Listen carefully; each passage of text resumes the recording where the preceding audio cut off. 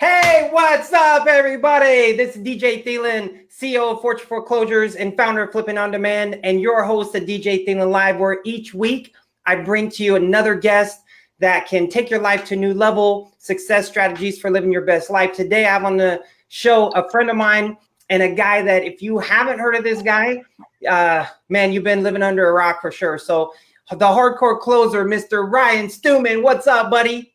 What's up, DJ? Thanks for having me on here, man. Excited to hang out for a little while. Absolutely, man. Absolutely. So we were just talking about just shooting a breeze about some things. But hey, man, and it's funny because you and I've been connected on social media for, man, like 10 years. Dude, I remember it's funny when you were talking about Clixo or Clipso, right? Your other site. Yep.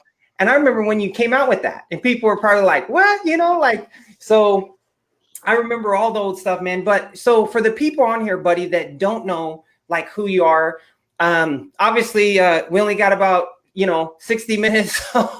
You got a long story, man. But share with the people on here just who Ryan Stewman is and the cloth that you were cut from, so they have an idea like where you come from.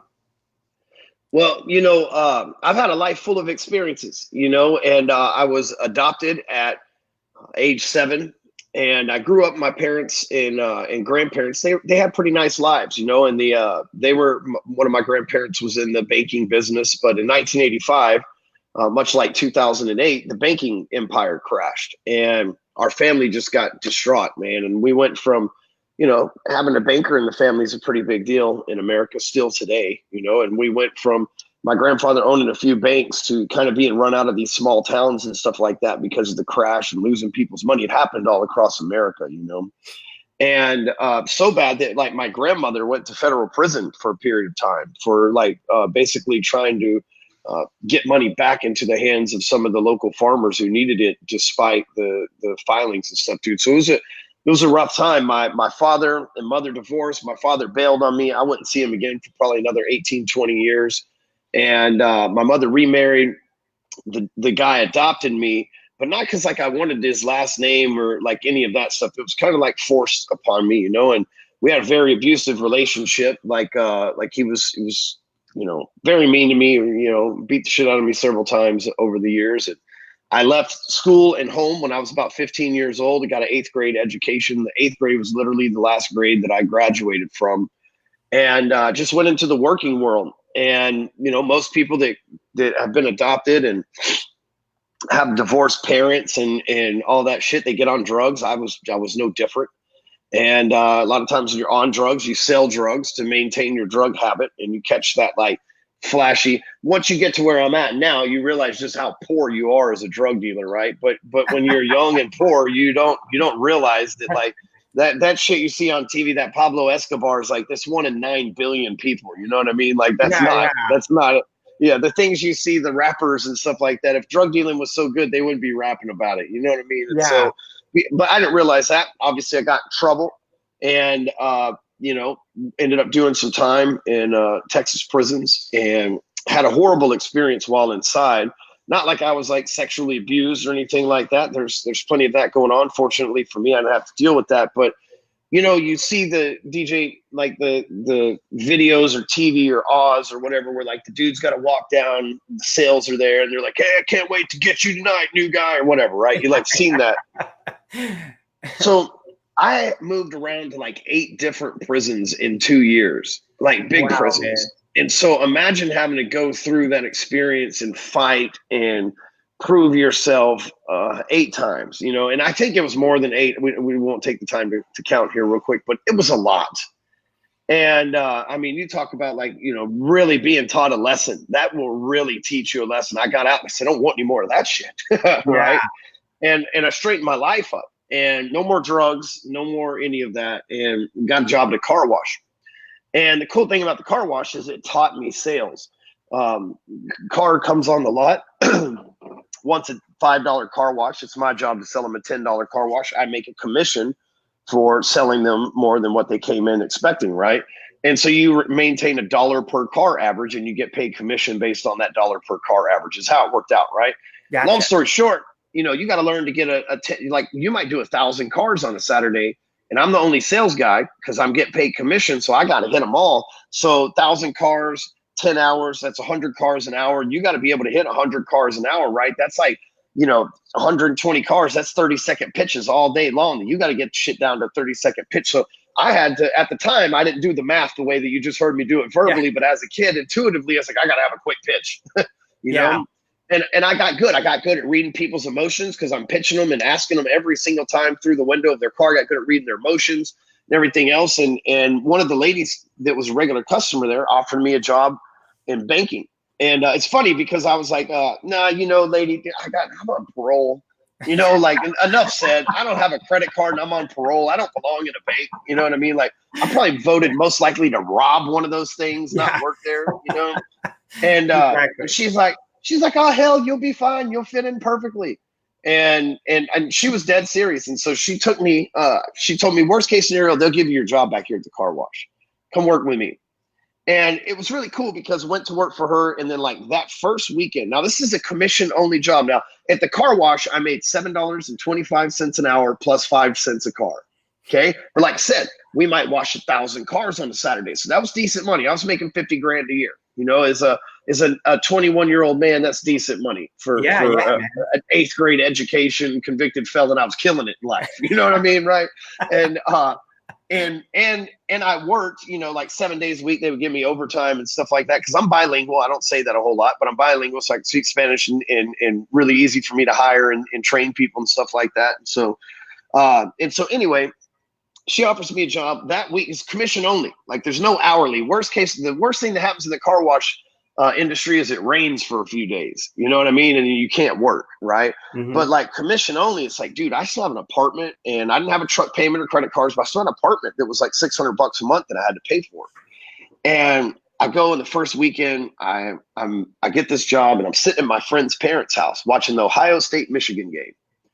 And that's a tradition that we'd had. And I said, man, you guys have lived in this house forever. You won't believe this, but a bank hired me. I know it sounds crazy. I don't know how the hell they hired me, but they did.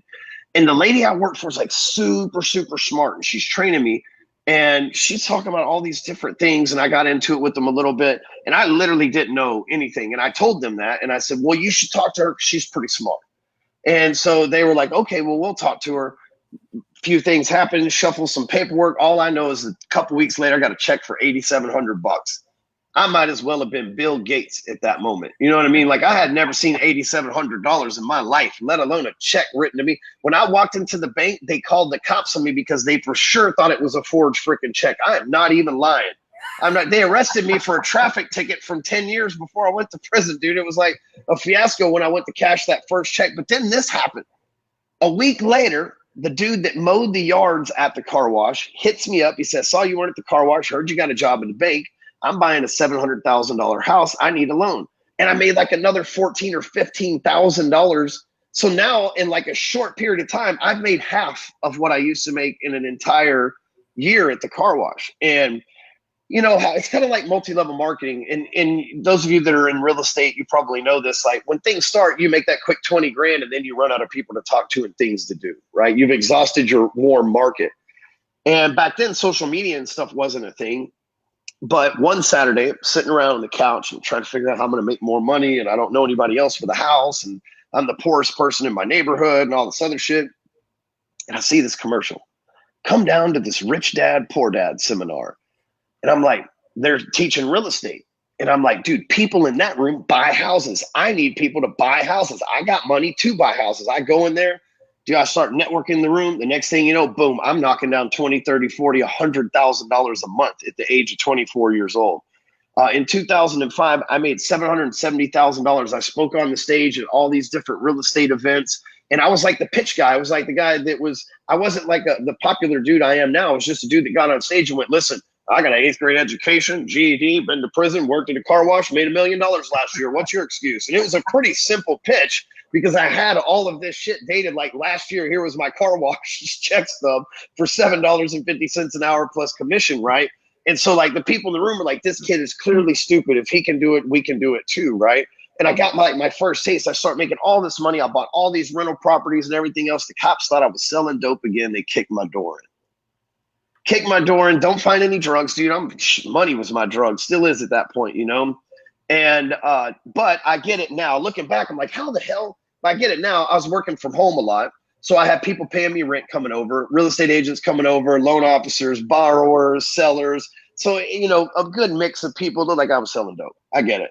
And if somebody in my neighborhood had the traffic like that, my neighbor, I would probably suspect the same thing. So it is what it is. I just didn't know at that time. It was an experience I hadn't had yet. So they raid me, and they don't find any drugs, but they find a gun that my stepfather, the adoptive father, I had bought this house from them to bail them out of a financial jam. And long story short, he had left a gun there, and they found his gun and, you know, basically pinned it on me. I had to go back to prison for 15 months. Oh, man. And so like I walked into prison like a millionaire with like 30 houses and shit like that. About 3 months into there, my wife, I had gotten married along the way. My wife, I know that story. yeah, she left me for like the landscaper. And like I walked out of prison 15 months. Like, fuck, dude, you can't hold it for a year, right? Like you can lie to somebody for a year. You know what I mean? Like, dude, especially if they're in prison, there you don't have all the facts, you know? And so anyway, and she could have waited. Like she could have done, like a good person would have done whatever she wanted, and then waited till I got out of prison and been like, dude, here's, now that you're free, I didn't want to dump it on you while you were in there, right? Like that would have been the nice thing to do, but it really made my time hard. And so long story short, let me put it this way. She sent me some like sexy pictures while I was in there when I first went in there, like a week or so. And dude, it got so bad to where I had to sell those bastards in order to like buy food while I was in there, man. It was like that kind of scenario, you know what I mean? And I mean, I had nothing. And so long story short, man, I get out with $25 in my name, and I got to move in with my parents. I don't like my parents. I don't talk to them today. No, I don't wish any ill will on them. We just don't align, you know? And I got to move back in with them, and they're making it really hard on me, even though I bought them the damn house they live in and stuff. There's just like, it's just like that. Right. But I get a job back in the mortgage industry, get back to cranking out 300 grand a year, 2008, 2009, when the world's falling apart. I am just making money, man, just waiting. And I know that if I'm making this much money when it's down, as soon as the market turns, I'm going to be rich. I'm going to take over the world. And Obama signed something called the Dodd-Frank Act, which took my license away from me. I couldn't do, there's only 2 jobs I'd ever had, mortgages and freaking washing cars. I ain't going back to washing cars that don't pay enough, you know? Yeah. And I needed something finally that was didn't require a license, and I didn't have a boss. And that's why I found, you know, internet marketing. And I started teaching loan officers and, you know, how to speak on stage and do the things that I'd done on social media. And from there, 10 years later, it's grown into a multiple 8-figure empire, you know, and I'm married to the woman of my dreams. I have 3 kids that are in private school. I travel all around the country speaking on some of the biggest stages like Ed Milet and Kent Clothier and Thrive. I just spoke at Cole Hatter's Thrive event. I've spoke at Funnel Hacking, you name it. I've been there. I have, you know, an amazing network of multimillionaires and a good support system. And, you know, it didn't happen overnight, obviously. This is, but the reason why I tell you that's a pretty long story, took us 12 minutes to get through it, is my life's been filled with like ups and downs, and like not just typical ups and downs, like meteoric rocket ship rises followed by like becoming a millionaire from watching cars. Think about that for a second. Like that prison, car washing, fucking millionaire. That's crazy. You know what I mean? All the way to like now he's locked up again. What the fuck? Right? Yeah. Like rock bottom, but not rock bottom, like rock bottom with a shovel and a jackhammer. You know what I mean? Like we can go deeper, you know?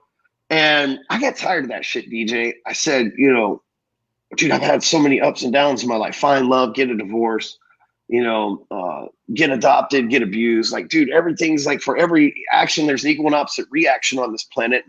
I just start really digging into it. I call it the force of average. And for those of you that live like a below average or an average life, life's really easy. For those of us that are trying to do great things, like I feel like I'm called to do something great, you know, and for those of us trying to do great things, it's a way bigger struggle, because like if you're the smart kid in the class and the star running back for the high school football team is in the class with you and he's not that smart and he's on the cusp of getting a D, but if you get 100 and you're the smartest kid in the class, then you're going to fuck it up to where he can't play next semester on the football team. If you do what you're supposed to do and get that 100, they're going to kick your ass. They are. And that's kind of how the force of average is on this planet, right? If you want to be the kid that always gets 100, There's going to be different bullies and jocks and shit along the way that are going to try to beat you. And it doesn't always have to be the football player. It could be the freaking lawyer or the banking system or the government or the IRS. It doesn't matter what the entity is, right? Something's going to bully you and beat you back down to average. And the force of average is designed to keep us average, because that's like how this planet operates. For every action, there's equal and opposite reaction, right? For Bill Gates to be a billionaire, there's got to be millions of people who live on $1 or less a day. That's just how the planet works. Well, I got tired of these ups and downs, and I wanted to find a way that I could just stay up. And so I got focused on, discovering that way. And I realized that this planet's got an algorithm that governs it called the force of average. That's what I call it. And I realized that there's like a cheat code that you can copy into that algorithm, into your life, and really change things up for you. And we call that the G code. It's like the greatness code, right? If you want to be great, there's 4 things that you have to focus on every single day. And those 4 things are having a grateful mindset. You got to focus on your genetics, right? Your body, your diet, working out, exercising. You got to focus on your grind, the thing that you got to go to work every single day and do. And be efficient at it. And then you got to focus on the group of people in your life, which I believe that one is the most important of all of them. Yeah. Because if you got the right group of people at work, work will do good for you. If you got the right people in your life as friends and mentors and family members, life will be good to you, and the rest of the stuff will seem to fall into place. But if you focus, we have a system that we focus on called the G code. But if you focus on those 4 areas every single day, it's what's kept me from falling back again. But right now, I've been on a high for a long time, dude. I should be like, just like the economy, they keep saying, oh, it's due for a reset, right? According to the force of average, I am way overdue for a reset, especially the timeline of my life. But I figured out what to focus on and how to beat it. I'm not perfect. I'm not sitting here saying I'm Jesus or whatever, but I'm sticking to it pretty damn closely, and I'm beating it along the way. Yeah, man. And, you said something too, right, that is, just talking to my son the other day, Devin, who you shot a quick video for, and I was telling, I was aligning him. He's like, hey, Dad, can you give me some insight? I said, hey, man, it's, you look at who are you in the future? What is your future self? And you look at that, and then by the way, man, I grew up without a dad. We got a ton in common, man, but I grew up without a dad. Caused me a lot of anger issues. Abandonment issues, things like that. I'm going to come watch you play, all of this. And once I signed to play pro ball, it was like, oh, that's my son. And then that really pissed me off, but I eventually, was able to heal from that. But I was sharing with Devin, it's like, hey, who am I? Like, who is the best version of me? And then once you have the best version of you and you're clear on that, and see, a confused mind doesn't make a decision. So a lot of people, like, I was explaining, and I don't know how you feel about this, but I said, hey, once you are clear on who you are in your future best self, then it's like, what does that person think like? What is that person's daily routine? What is that person's, how is that person dressed? How do they speak? How do they think? Who do they hang around? And if you do that, it's like, okay, if I'm going to be this, and this is my best self, then this is what it looks like. And now you have a, like a blueprint. It's like, hey, these are the kind of people I need to hang around. These are the kind of that I choose to hang around. And it really can break down and become pretty easy. Do you feel that way too? I am a routine person, maybe being all those damn years in prison kind of did that to me. But I like to live by a system, because when you live by a system, you can get focused in on things. I think the force of average has one job: to distract us. And it's pretty easy. Most of us convince ourselves we have ADD. I grew up, I told you my grandparents were well-to-do, and they had a horse farm, right? And when horses are born, and you got to break them so you can ride them, they call it breaking in a horse, right? So you got to break it so you can ride it. And when they're babies, that process starts by putting a halter on their face and tying them to a fence. Like the horse, when the baby horse went to the cold, when you first do that, it will pull and jerk and make noise. You think it's dying, right? Like, it literally, the first time as a kid watching this, you're like, shit, you guys killing the horse, let it go, right? Like, and after a while, the horse gives up, right? And it just sits there. The horse continues to grow.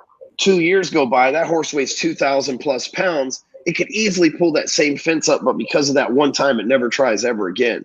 And human beings are the same way. We teach our kids from the ages 3 to 7 how to speak, be potty trained, how to dress themselves, and what manners and beliefs are. Everything else after 7 that's it. You formed how you are, just like that horse formed how it thinks. You formed how you are by 7. So the force of average comes in and distracts us early, right? Your first grade teacher says, oh, you've got ADD, you need to go to a psychotherapist and get some prescriptions, right? Or you hear your parents all the time say, oh, I had an ADD moment, or oh, I can't focus, or whatever excuse that people say all the time. It starts to program us the same way tying that horse to that post started to program that horse at a young age. Then we grow up and we have this superpower, DJ, that allows us to fight distractions called focus. It's a superpower. When a human being gets focused, we go to the moon, we go to Mars, we disrupt the banking system, we redraw maps, we discover new territories. Like that's when a human being is focused and in the zone, we become unstoppable. It's a superpower. But the force of average, it has one job to distract you, because if you can't activate that superpower, it's not really a superpower, is it? So most people, they're on Adderall and Ritalin and whatever the hell the latest anxiety drug and everything else, all to keep them distracted, right? Like that, and really no pill is going to fix all that, right? Finding what to focus, just like working out, man. If you take 2 years off from working out, no matter how strong you are, you can go back into the gym and you're going to be weak, and it's going to be easier to quit in the beginning because you'll be like, this shit ain't for me, right? Yeah. And guess what? You stick with it for 90 days, all of a sudden your abs start showing up, your shoulders get a little cut to them. You stick with it for 180 days, all of a sudden, dude, 100 push-ups really ain't that much work. Right? You start to find that things get a little bit easier. It's the same way with the muscle inside your head that focus. You start to use it a little bit every day, just like working out your biceps or anything else. The next thing you know, 6 months to a year later, it's strong, right? It builds up real quick, right? Like just like when you start working out at the gym, the first week's really hard. The second week, you get gains probably better than you'll get the rest of the time you're working out, right? Because your body's starting to snap into that zone. Oh yeah, man. Speaking of working out, man, your guns have grown a little bit over the years, man. Yeah, man, my metabolism's slowing down, dude. I'm working out like 3 times as hard. I mean, I don't know how old you are. I can assume I'll be 40. To my age. I'll be 48 in August 5th. Yeah. So I'm almost 40, and I've always been pretty thin, dude. But after 35, I didn't change any of my eating habits or whatever, dude. I just started filling out. But fine, dude. I'm not even gonna lie to you. I'm 39 years old. I couldn't even grow hair on my face till I was 37. So like. There were kids my size in high school that I'm just now catching up to and can finally grow hair and stuff. So I guess I'm finally turning into a man right before your eyes, sir.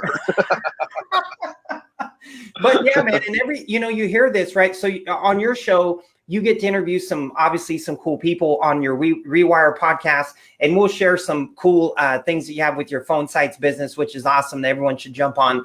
But as far as, when you're around other people and you're a listener like me, I become like, I want to be, people talk about it and say, oh, don't be the smartest one in the room. But I mean, you can't control that sometimes, but I always like to really take in and listen what people are saying. It's why I go to masterminds and events. I went to Kent's event and where we chat and stuff just to pick up little nuggets here and there. But as having that structure, that daily routine. Hey, I'm getting up at this time. I'm getting up at 5:30. I'm doing this and setting that schedule, right? Where things are just more scheduled out, where they don't. If what I found with me at least is the more that my day gets scheduled, the more productive the more focused I am, the more productive I am. Do you find that too with you? Absolutely. Like I live and die by a schedule. And like everything, date night, time with the kids, everything is scheduled every day. Because listen, as entrepreneurs and salespeople, we don't have a boss. We don't have somebody looking over my shoulder going, hurry up with the podcast. You've got something else to do. We don't have that. So if we don't have someone that's holding us accountable, we've got to find something to hold us accountable. And that calendar, if I don't do the jobs listed on that calendar, I got to look back at the end of the day and go, well, I messed up because I didn't complete this task. And then I got to move it to the next day and move things around and everything else. Or I've never done that in as many years as I've been doing this. What I do is I don't stop working until the shit that I put on my plate for that day is done. However, I don't let people barge into my office and start dictating stuff. Like my employees don't come in and go, hey, we have this emergency. Like I'm not a fucking heart surgeon. We don't have emergencies here. What, somebody doesn't have a login? That's not an emergency. Somebody doesn't know what hotel to stay at one of our events. That's not an emergency. We can fix that this evening or whatever. That's not right now shit. We're not in the we're not into someone's dying business. That's not what we do here. We're internet marketers and coaches, you know? And so, so they don't do that. They know when I'm in the office, they don't come bother me. They don't anything. And they know when I step out, that's the time to come up and talk to me. And it's not a, I'm the boss, I'm better than you. It's the same respect for everybody there. If someone's working, like they're focused, leave them the hell alone. Whatever you need, wait till they're going to the bathroom or not focused or have a few minutes and bring it there. And the way to stay focused is to have a calendar. I have a screen in my office on an iPad that is just my calendar that stays lit all day long, so that I'm like racing the clock. Shit, I got an hour to do this podcast with DJ. You know what I mean? I'm racing the clock all day long. And so you're probably like me, man. Anytime someone texts me, ASAP, you got to call me ASAP. I'm like, I'll get back to him. Yeah, that is the worst thing. People that know me and Amy and everyone, they're like, oh, dude, they know I'm never texting DJ. Call me ASAP, you know, this and that. It's like, I'll get back. Cause you start, you know, it's like you just lose control of that. And you don't react. I don't react. That's not my job to react. I proact. So I proactively put you in where you fit in, but I don't reactively do things. Oh yeah, man. Yeah, you can't. Otherwise you're going through your day just reacting to things. So on your, I want to have you touch on, cause obviously, man, your mindset, you know, you do a lot for people. We'll share with here in a minute, as far as like the Break Free Academy and the phone sites. But obviously, man, your mindset has morphed and evolved over time. What would you say are the maybe top one or two things that have helped you understand, or kind of like where you're, you know, where people might be like, damn, Ryan's really crushing it. And you might feel like, damn, I'm really just kind of settling in, right? I'm just kind of getting started. And so what would you say has changed more for you than anything? Is it that you have more of an EQ now, where you have the understanding and awareness to control your thoughts, your emotions, and be conscious of the things you think and the things you listen to and that kind of stuff? Or what is helped you that could help other people, of course, evolve from a mental and emotional state? Well, I've always invested in myself. You know, even if you listen to the story back in 2004 and 5, I was going to seminars and buying DVDs from, you know, Robert Kiyosaki and Robert Allen and guys like that way back then, you know. And I remember thinking like, damn, $2,000 for some DVDs, which is pretty crazy because internet marketing has not had a price increase in a long time. And I remember thinking that was crazy, but I still paid it as a young man, you know. And I'm not sitting here going, oh, it's because I paid a bunch of people, but I've been able to learn from a lot of different people's experiences because I have invested in seminars. I have invested in books. And when I made my first million, I didn't say, well, now I made $1 million. I know more than everybody else.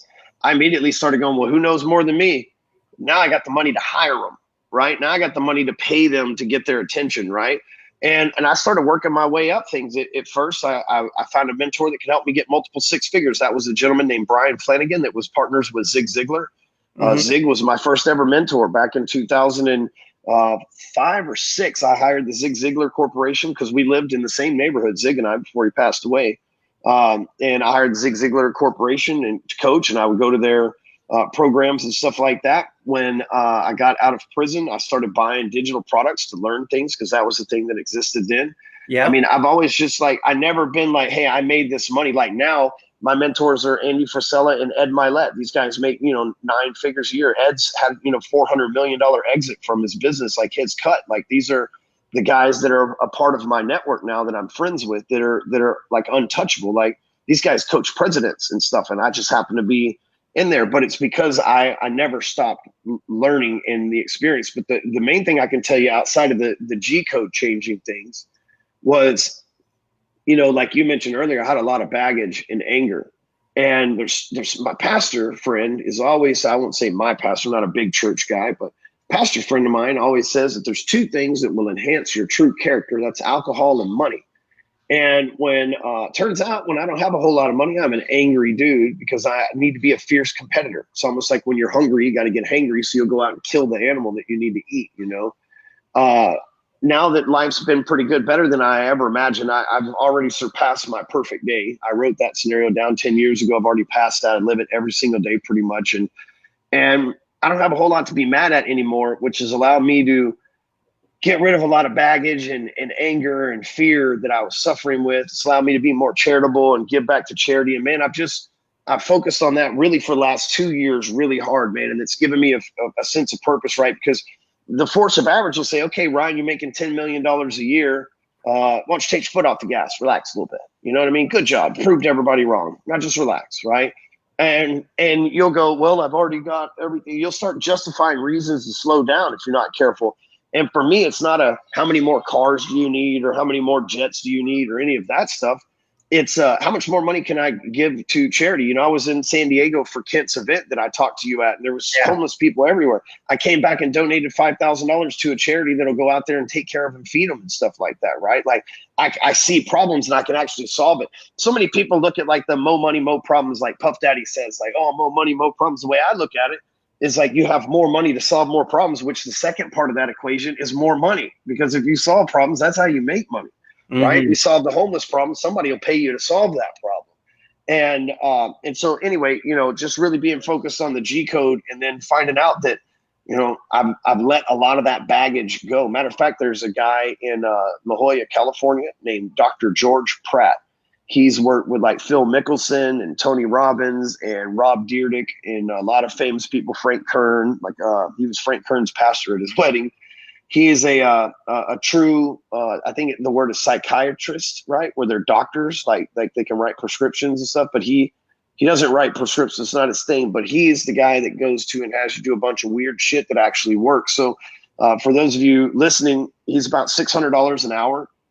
And I don't think insurance works with it. So just a heads up. He has a medical doctor. He's like a badass dude, and he will help you. And you might have to see him for 6 months, once a week. It might cost you a little bit of money, but he'll fix your shit. He's fixed it for me, Tony Robbins, Rob Dyrdek. I mean, we all have had our issues. Tony with eating, Rob with drugs, me with being an asshole. Like we all have our issues, you know. And Dr. Pratt's really changed a lot of lives. I think he doesn't really get the credit because he's a doctor, and a lot of people keep that stuff secret. But for me, like he definitely helped me out a whole lot. That's cool, man. How'd you connect with him? I called my buddy Russell Brunson one day and I said, who do you know? Don't say Tony Robbins. I ain't trying to hear that shit. But who do you know that's like a good personal development person? I'll tell you this story. It's embarrassing as fuck, man, but I'll tell you. me and Russell, we don't talk anymore because of this either. But one day, Ken Shamrock comes to my office. Right, fucking Ken Shamrock. Yeah. You know what I'm saying? Like, God damn, this guy's my fucking hero my whole life. You know, I watched him like beat the shit out of people. Yeah. He comes to my office, dude, and he's crazy, baby. Yeah, he comes to my office and he's telling us these stories that sound like they're straight out of Jean-Claude Van Damme movies. You know what I mean? And they're just his life. And we go to lunch. Oh, dude, he's in better shape than I am. Yeah. And he's not lying. Like some people would tell you that story and you'd be like, fuck, whatever, dude. Like this guy, he lived that shit, you know?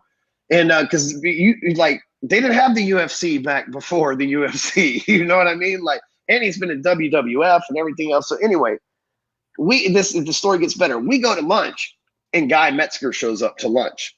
So it's me and Ken Shamrock and two of my buddies and Guy Metzger, two UFC champions, and me having lunch together. And there's this place called Mi Casino here in Dallas, and they serve this drink called a Mambo Taxi. And if you drink 2 of them, you'll have a really good afternoon. If you drink 3, you are fucked. And it's like that strong of a drink, kind of like hand grenades are in New Orleans. You know what I mean? You can drink about 2 of them and you're good. Third one, you're in big trouble, man. And they are delicious. So sometimes that third one just gets you. I can handle it. That's the lie that you always tell yourself. I can handle it. One more. It'll be fine. It'll be fine. Yeah. I had one more. And I got in an argument with a guy in the ClickFunnels group. And a chick in there, and I don't know their names or who they even were, and it didn't even matter. But I'm feeling it, and I'm back at the office, and I just split ways with Shamrock and Metzger, and I'm feeling like I'm Shamrock and Metzger, and I'm 10 foot tall and bulletproof, and I said some really mean shit, man, And the next day I woke up and I read all these messages and screenshots that people shared and stuff, and I was like, dude, I got to get my shit together. Like it was a low point. It's like, dude, if I don't, this was 3 years ago, and I was like, dude, if I don't fix this shit, then at the time I wasn't sure what to call it, the force of average yet, but like I'm about to have a relapse and go back down again. I don't want to go back down. I got to do something. So I reach out to Russell to apologize. And I said, well, look, man, I'm not just somebody to say I'm sorry, move the fuck on. Like, how do I get help? Who should I call? And he gives me some people's names. And I'm like, dude, I looked them up and they were like Mormon people. And I don't knock Russell for his religion, but that's not going to help me in my situation. You know what I mean? That's just not what's going to be best for me. So there's only one other person I know who's damaged goods and got their shit together. And that's Frank Kern. So I text Frank and I'm like, Frank, oh buddy, got this problem. Here's what I did. Please don't laugh at me too hard. I need fucking help, man. And Frank said, I have been there. Here's a guy named Dr. George Pratt, and give him a call. Here's his number. Tell him I sent you. So I flew to La Jolla and I met with Dr. Pratt and went through the whole process. And I mean, like day one, I literally walked out of there and told my wife, I was like, this is going to fix our shit. It's going to fix our shit. And it helped a lot. And what he did was he just got rid of my past issues that I had. He helped me get over that, confront it, realize what was wrong so I can be aware of it consciously so I can move on subconsciously, right? And dude, that just opened up a whole, dude, turns out I had all this like brilliance of mindset back there, but I was so colluded and clouded with all the shit that had happened in my past that I had to get over and prove and all this other stuff. But once he like sorted that stuff and put things in its appropriate boxes inside my head and my body, dude, it just made it to where all of a sudden it's like I became unstoppable. And from there, dude, I was fortunate just to be in the right time, the right place. Things worked out. I worked with Dr. Pratt for about 6 months. And then I was able to work with David Goggins for about 6 months.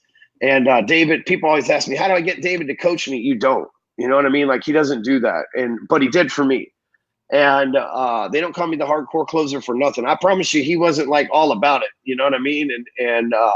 But because like, it's just not David's thing, but he helped me so much. And I don't think that he even realizes how much he helped me, but giving me some of the tools that he gave me. And so going through another guy named John Cheplak, who's an ex-addict, totally enlightened. And he was probably the best money I spent out of all that. John Cheplak was, because he taught me how to be a little bit more feminine. You know what I mean?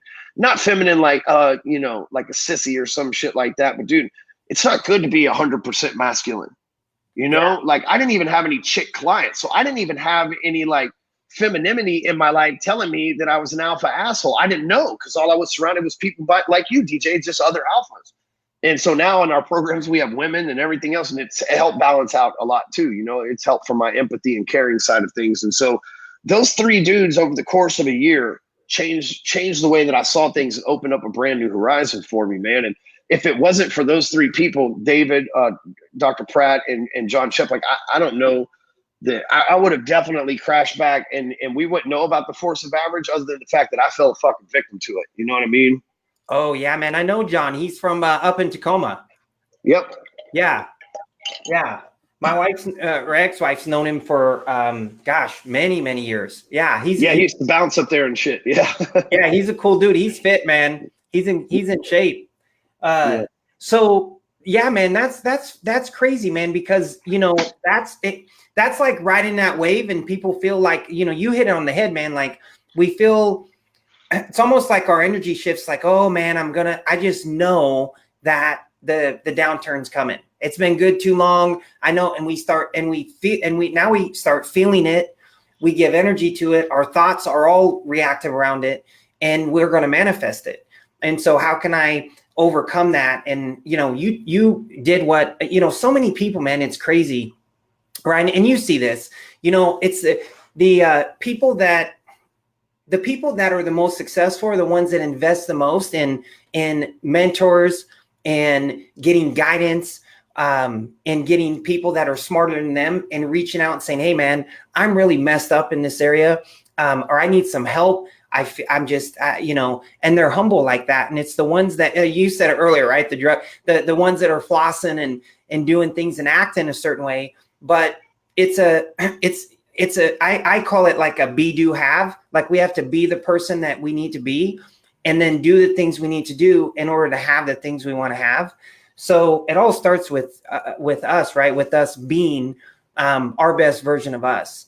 And so, man, good for you for, you know, investing and just, I do the same thing, man. And just always. You have to. If you're the same motherfucker this time next year that you are right now, give up.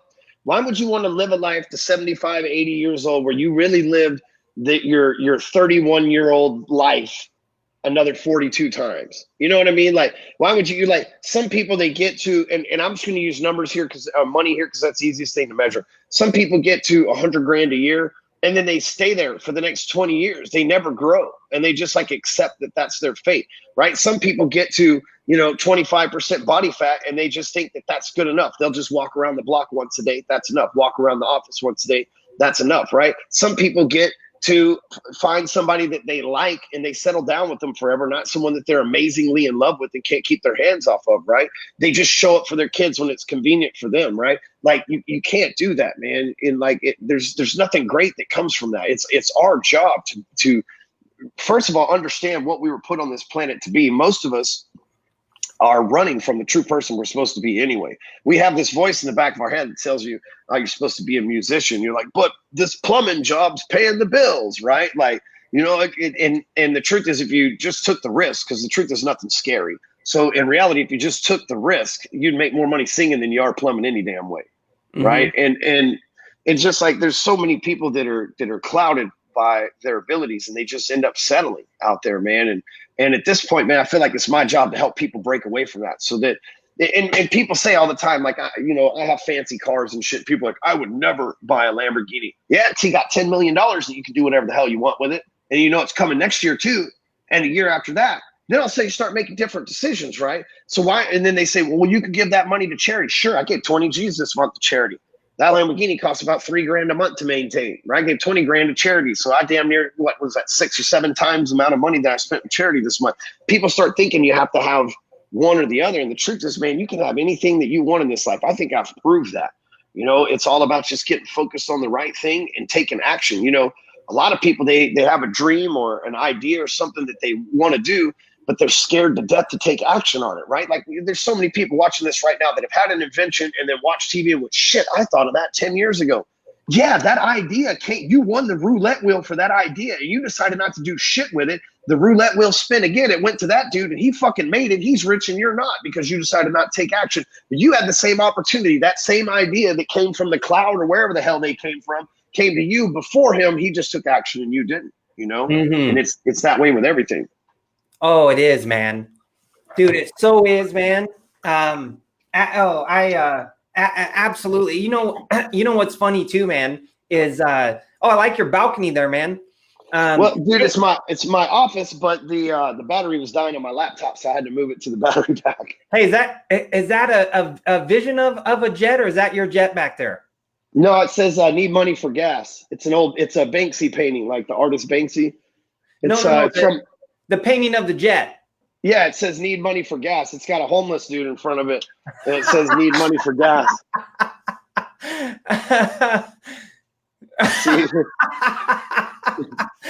Oh, love it, man. Oh, we got this too. Yeah, closer, man. Closer, yeah. So you know what's so Ryan, let's talk about and share it to people how people that obviously are like, hey man, I'm connecting with this dude, like I've had these same things as the same sabotages, I hit these ceilings in life and I feel like I get stuck where I'm only have 50 to 70 grand. It's like Ed Milet talks about the thermostat, right? And good example. Yeah, and so let's talk about first, I guess.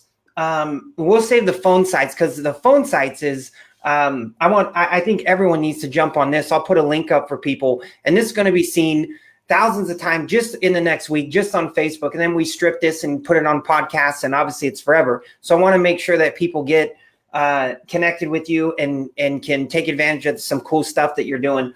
So with the Break Free Academy, can you just share real quick what that is, how you came up with it? Yeah, so it's basically an online education platform for entrepreneurs, right? Everything from mindset to marketing, advertising, sales. It's all in one place in our digital platform, and it's an online academy, and then we do live events as well. It started off all business. As I've grown and evolved, and I understand that business is 1/4, like we talked about with the G code. It's 1/4 of the equation.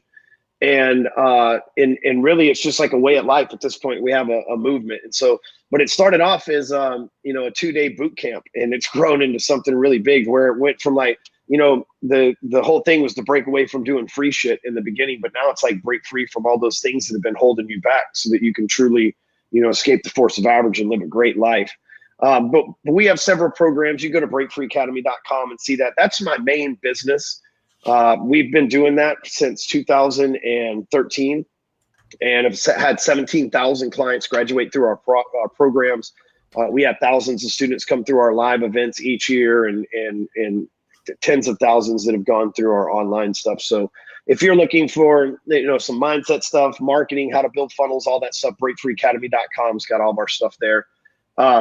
My other business, which and I put that on the screen too for people that are going to watch this on YouTube, Facebook, whatever. But yeah, go ahead, buddy. So my other business is 15 months old now, and it's called Phone Sites. And it is like many of people use like Infusionsoft, Lead Pages, ClickFunnels, maybe use Wix or Squarespace or whatever to build a website. All of those platforms are awesome, right? I use them all. I think they're all great. The problem is there's a big learning curve to them. It's not easy at all. And while they're great programs, you usually have to hire a technician or a professional to end up building them for you. Phone Sites is a platform whether you are a tech person or not. You don't have to download an app. You don't have to go out and learn a training video. You don't have to learn code or any of that. It's almost like when we first got the iPhone. We didn't know what to do with it, but it only had 2 buttons. And so you push both of them, it came on, and you're like, oh shit, you just knew how to do it. It was the weirdest thing ever. It's like, I'll just push this. Oh, there's the phone. Like we just knew. And so that's how Phone Sites is. You'll log in and you'll be able to create a website in about 10 minutes that'll look awesome. And your first go around, nobody's ever an expert their first go around. And actually our people will help you. So like as soon as you sign up for the free trial, our folks call you and they get you to go through your phone and build a website. It's that easy. We can get you to build a website anytime, anywhere. So like if you're a real estate agent, you could pull up to a listing, you can take a picture of the house, put it on the website, and then in your listing presentation, you can be like, I've already got a picture of your house and a website ready to go that I can launch on social media so I get leads. And dude, in 15 months, DJ, we've generated 140,000 leads for our clients. Wow. Not my leads, not our leads. I'm talking about our clients. So we've helped salespeople and entrepreneurs generate 140,000 leads in 15 months. That's roughly 9,000 leads per month. We've changed lives with this software, and we've only just begun. And every day I get messages from people like, man, I watched it forever, and I thought there was no way it was that easy. I built my first website, got a lead, and I have an appointment today. You changed my life. Thank you. I wanted to make it to where anybody could like pick this up and build a website and it even the game. You don't have to be a funnel hacker, or you don't have to be a sales funnel expert. You could just pick up Phone Sites and build it and be like, well, hot shit, this looks just as good as anything. And that shit can get really expensive too. It can. And ours includes an autoresponder email, autoresponder text. Like, dude, it's got like, you can build unlimited pages, unlimited domains. We're way underpriced. You can get 2-week free trial, and then it's $97 a month, but that includes the autoresponder. So you can generate the leads, send text and emails out on automatically, and then you can download the leads list, upload it into Facebook, retarget them. You can put pixels in our stuff, dude. Depending on how smart you are, you can really get serious with it, or even if you don't know anything, you can make it happen too. That's what's really cool about it. And so it's really good for like lead capture. That's exactly what it's for. Right now, according to theeconomist.com, the #1 most valuable resource in the world is data, right? Yeah. If you don't know how to monetize data in 2019, you better learn quick because you're in trouble. Amazon, the world's like wealthiest company, how do they make money? Not from selling shit. They make money on data because they collected enough data and then started Amazon Prime. That's where their money's at. They break even or take a loss sometimes on their goods. They make their money on data. Microsoft, second wealthiest company, right? Data. Apple, third wealthiest company, data. All these companies make their money from data. It's more valuable than oil because oil is a non-renewable resource. Data is renewable. I could sell, DJ, if I have your data, I could sell you something today, tomorrow, next week, next month, over and over and over again, whereas oil, once it's burned, it's burned. And so as a business owner, as a sales professional, as somebody who's trying to survive in America in the modern economy, if you're not collecting data, that's like you sitting on a patch of land with oil underneath it and you not pumping oil. That's how foolish that is. If you're not out there fishing on Facebook and the internet and Google and YouTube and every which way that you can possibly get to mine data, that's no different than you buying a piece of land in Kuwait that is oil rich and then deciding just to herd goats on it, basically to feed your family as opposed to pumping oil out of it. It's very foolish. Oh yeah, man. Totally. So this, on here, is this the right site, buddy, that I put on here? Yep, that's it. Phonesites.com. So those of you that are not seeing this live, if you're watching this, you can go to www. Well, shit, you ain't even got to key that in anymore. But it's just phonesites.com. Yep, phonesites.com. Yeah, phonesites.com. And if you're not a good student or good speller like me, a phone is spelled with a PHONE and not F. So it's PHONESITES.com. And then, so as far as Ryan, if you could leave people with a nugget here, brother, on that's funny too about Cheplack too. I'll have to let Sharon know. So with obviously you're around, Ed Milet, you're surrounding yourself. You touch on something, and I think this is something that's really, I'm going to leave the phone sites up there so people can go there and check it out. Surrounding yourself with people that, I talk a lot about, mindset and things, but how has your life shifted and changed since you surrounded yourself with people that were at a higher level that could pull you up? Because, one thing is like, when you're a person, like that's something I was challenged with, because I have a giving heart. I want to help the world. I want to help everybody. And as I started realizing, man, I'm expending so much energy downward and I have no one else breathing air and life into me or pulling me up. I'm trying to pull everyone else up, and I'm carrying all this weight. And a lot of it was stuff that I would try to take on that now I know I don't need to, right? But you're trying to help all these people, but at the same time, we don't have things that are breathing into us. So how has that helped you since you've really been conscious and aware of surrounding yourself with the kind of people you want to be around? Well, that's a good question. I think there's 3 levels that we have to exist on. We have to be leading those that are on a lower level than us, right? Maybe it's physically, financially, spiritually, mentally, whatever that is, sure, right? Sure. Because you cannot become an expert if you can't teach it. Yeah. And teaching is part of the process to becoming an expert. I believe that we need to surround ourselves. So we need to not be friends with, but we need to mentor people that are below us. We need to associate with people that are on the same level as us. And we need to surround ourselves with people who are better than us. Okay. And most people tell you, give up your loser friends, right? Like if they will let you mentor them, then lift them up. But that doesn't mean that you go have beers with them. You're out of their beer league. You should be like, the other night I had beers. Jerry Jones and Phil Knight were sitting next to me, right? Like that's the kind of life that I live. Those are the people that I go have beers with, and I wasn't really having beers with them, but they were literally next to me. I felt like I was having beers. Jerry did give me a fist bump on the way out. So I belong to his personal club. I spend quite a bit of money up there, so I'm sure they know who I am. And it was cool. I had a couple friends with me, and they're like, "Dude, did Jerry Jones just fist bump you?" I'm like, "Fuck yeah, he did. He knows me, dude. I'll be in this helicopter next week, man. It's just how it is."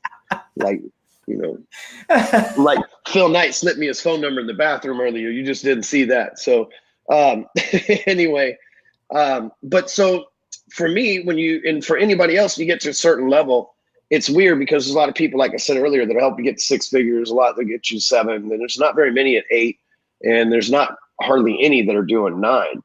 And there's networks and shit like that. But dude, I met Ed last April. I wrote an article in Forbes, and I like him. So I wanted to mention him and quote him for the article. So I got in touch with him and say, "Hey, can I quote you in Forbes?" He's like, "Well, hell yeah, you can quote me in Forbes." And we got to talking because I needed to interview him to make sure I got all the stuff that I suspected about him correct, right? And because of that, I said, "Dude, you should coach people." And he goes, "Well, I coach like presidents and professional athletes, right? I don't coach." He's like, "I got this company." And I'm like, "Yeah, well, I don't know. How much does that cost?" And he's like, "Well, it's a lot." And I was like, "I'll pay it. I'm not a professional athlete or celebrity, but I'll outperform those bastards. What's up?" Because I like your style. I'll tell you what, I've been thinking about getting with this guy, Andy Frisella, you know him? And I was like, yeah, he asked me to be on this podcast before. And he said, I've been thinking about getting together with him. You think it'd be a good idea for us to create a mastermind? I was like, hell yeah, it would be. And like, it was literally as if I helped breathe Ed and Andy's business into life is because I needed it. Now, I'm not saying that would be very egotistical and law of attraction-esque to say that, but literally I had nothing to go. I just happened to be right. I'm like, well, dude, I was literally sitting there going, well, how am I going to invest in I don't know anybody that's where I'm trying to go. I just don't know anybody. And I was like, this Ed guy seems to have it together. And then after doing a little investigation, he had it together a lot more than I suspected just from the internet. And literally 2 or 3 months later, he called me up and he goes, hey man, if you'll just swipe your credit card, we'll let you in this program. I like your style. Thanks for the article in Forbes. And I'd like to hang out with you. And I was like, well, shit. All right. You know, and dude, then I was the first speaker on their stage at their event. Like they've only done one event and I was the first speaker that they asked. It was me, Cole Hatter, Billie Jean, and Joel Marion. I am the like lowest dude on the totem pole of that lineup. He could have had A-Rod. He could have had freaking President Trump, President Obama. Anybody could have spoke at their conference. President Bush, President Clinton. Shoot, they're connected. They got money and connections. And they chose Ryan fucking Stewman, man. Like how cool is that? You know, so getting around the right people, not just to be around them, but to give. You know, when I hit up Ed, I wasn't like, hey, Ed, coach me, man. Like, how do I get like you? It's like, hey, Ed, you're awesome, dude. And my intention wasn't to be anything other than like, hey, I like shit. Let me write about you in Forbes, you know? And turned out, he's like, dude, the article got a ton of shares and a ton of publicity. So he was like, dude, you did a great job. We just kind of became friends because I didn't go into so many people. I'm sure they hit you up too, DJ. They're like, hey man, can you do this for me? Can you loan me money for this? Or can you invest in my project? Or I'd like to take some time from you to pick your brain. Those are all very selfish requests. Yeah. Right. When someone's in a 9 and 10, 8, 9, 10 figure, they didn't get there being selfish. Right. Despite the fucking bullshit news and media tells you, you don't get to that level being selfish. They might be selfish with some things like their time because there's a shitload of time wasters trying to take it from them, but they're not selfish. So when you show up and they recognize that you give too, it changes their whole perspective. They'll open up to you. A lot of people never get that. A lot of folks just heard that, but they'll never really get it. Oh, dude. Well, people ask me like, hey man, how did you become friends with, you know, Brandon Dawson or Grant Cardone or whatever? And it's like, you know why? Because like with Grant at the 10X Girl Con, you know, I had one of my Game Changer hats and, you know, his story, he grew up without a dad like me. He wanted to play pro baseball. I got to play pro baseball. And there were just so many, you know, our attentions all over the place. And so there were so many things that were just aligned. And I just approached him and gave him a couple hats and was like, hey, man, I just want to give you a couple Game Changer hats. And you know, he's, oh, man, hey, thanks, man. I really appreciate it. Hey, man, you inspire me. And you know, I told him my story, you know, and things like that, like in a 10-second kind of clip. And he was like, dude, what's your name? I said, DJ. He goes, dude, man, I really appreciate that, man. And he actually, this is funny, Ryan. So he takes my phone and he starts like filming us and taking pictures of me and him, right? And he hands me my phone back, and it was like, and that was kind of the start. And then I became, you know, friends with Ryan Secco and things like that. And but just, yeah, being around, I think it's one thing to be around, but also, you know, like one thing, I'm really like Jesse Itzler in the way that it's like, man, you have to make your seat at the table, you know, and just like you did, you stepped out and said, hey, Ed, not that you were wanting something back, but hey, man, can I do this in Forbes or whatever? You have to be willing to take that step and take that action. And where a lot of people, Devin and I, my son, were in Beverly Hills. Here comes Draymond Green across the street. I'm like, shit, man, when am I going to see Draymond Green again, right? So I'm talking on the phone to my VP, Amy. I go, Devin, take my phone, because he knows me. And, you know, Draymond comes over and said, hey, man, I used to play ball in San Francisco, Bay Area guy. And, yeah, I just wanted to say, man, I love your game. And I really appreciate what what you're about and everything. He's like, dude, thanks, man. I really appreciate when all these people are like trying to take a silent picture. I'm just like, boom, like right up to him. And I say, hey, man, do you mind if I get a picture? He's like, no, DJ, man, no problem. Right. And so, and I think so many times we feel, you know, our own insecurities and garbage in our heads. And I was there for a lot of my life that, oh, you know, I don't want to bother them, or I don't want, you know, I don't, but if you approach people the right way and you just take that risk, you know, because everything has a window, and you reach out and you you approach people, you take the risk, you say hi, you send someone a message, and you do something good for them, and you just don't know like what's going to come back. You know what I mean? Yep. I just and one thing is, if you don't want to bother people, don't bother them. Go add value to them. It's that simple. Exactly. Don't bother them. Add value to them. Exactly. Dude, I appreciate you having me on here, man. It's good times, dude. I really appreciate it. Absolutely, man. Absolutely, buddy. Hey, so we'll wrap up here. So for those of you guys, and then stay on here with me for 1 sec, buddy. But those of you guys that can follow Ryan, I put up in the post on Instagram at your HardCoreCloser, correct? Yep, at HardCoreCloser. At HardCoreCloser. Ryan Stewman, obviously on LinkedIn, on Facebook. And then I gave you guys the phone sites. Go check that out. Do a free 2-week trial. It's really great. Actually, I haven't personally set one up yet, but I was actually checking it out. I'm gonna go set one up for myself today and check it out, and encourage you guys to do the same. So, anyways, man, thanks so much for being on here, buddy. I really appreciate it. And for those of you that are watching and listening, make sure that you tune in, set your alerts. Tune in to DjThielen Live each week here on Facebook, and then look for us on the other sites on iTunes and Spotify and all those fun things, and YouTube. But thanks, buddy. I appreciate it, brother. Thanks for coming on, man. Thanks for having me. You got it, man.